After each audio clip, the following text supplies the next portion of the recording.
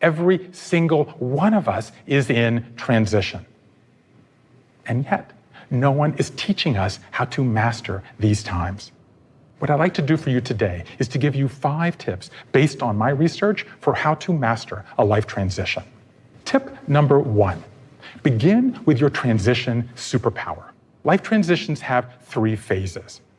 I call them the long goodbye, when you mourn the past that's not coming back, the messy middle, when you shed certain habits and create new ones, and the new beginning, where you unveil your new self. Each of us gravitates to the phase we're best at, our transition superpower, and gets bogged down in the phase we're weakest at, our transition kryptonite. Half of us don't like the messy middle, but others excel at it. Maybe you're good at making lists and analyzing your options. Perfect. Start there.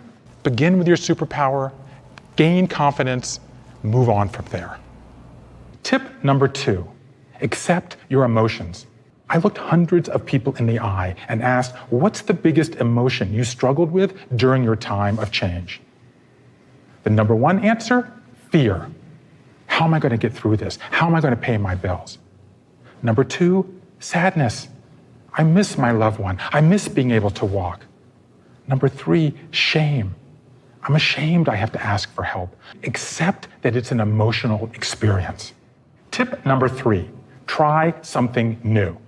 My data show we do 2 things during our time in the wilderness.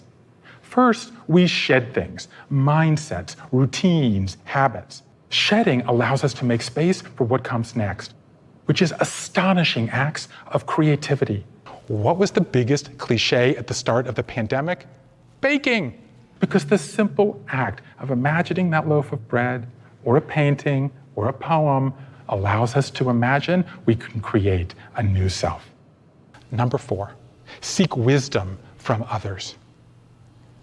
Perhaps the most painful part of a life transition is that we feel isolated and alone, which is why it's essential that you not be alone, that you find a way to share your experience with someone else. It could be a friend, a neighbor, a loved one, even a stranger.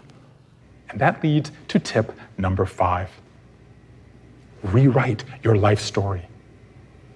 A life transition is fundamentally a meaning-making experience. It's what I like to call an autobiographical occasion, in which we are called on to revisit, rethink, and retell our life story, adding a new chapter for what we learned during the lifequake.